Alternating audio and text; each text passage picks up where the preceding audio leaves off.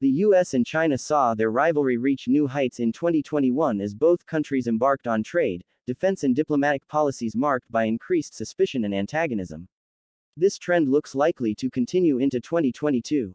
In the United States, bitterly divided Democrats and Republicans heading into pivotal midterm elections can agree on one thing: there is no room for being soft on China.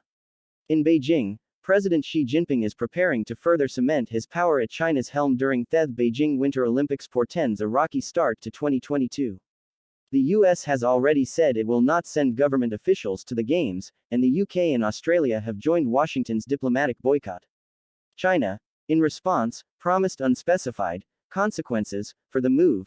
Tensions are likely to increase as February approaches, with the US using the Games and the boycott to draw attention to China's crackdown on the Uyghur Muslim minority in the Xinjiang region.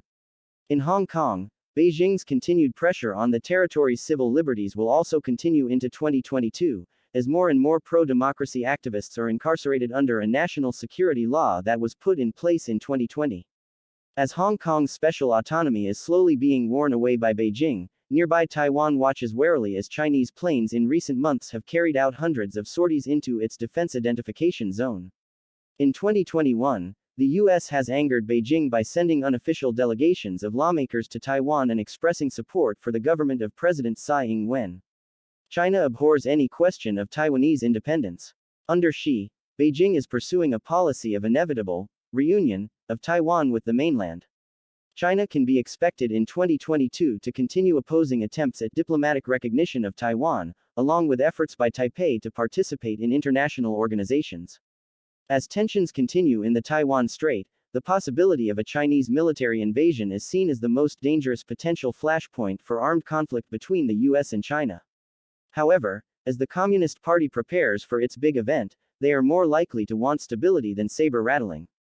Party Congress in October, with the Communist Party fully behind his hardline policies.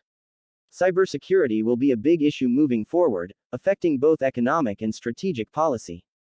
In 2021, the US accused China of sponsoring massive data hacks. Washington has also opposed the global deployment of Chinese next-generation communications technology, especially 5G. The US drive to isolate Chinese technology from the rest of the world looks likely to continue in 2022, with Washington not holding up on making it difficult for Chinese firms to acquire critical US-made hardware.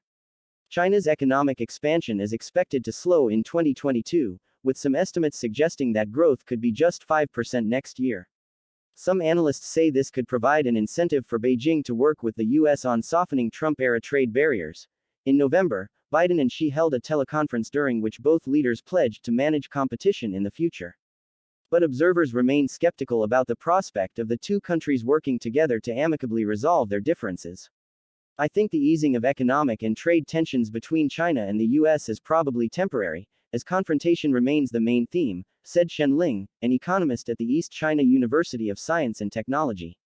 As the economic power between the two countries changes, China is now closer to the United States than ever in terms of economic strength. Therefore, the bilateral relationship will be more about competition rather than cooperation.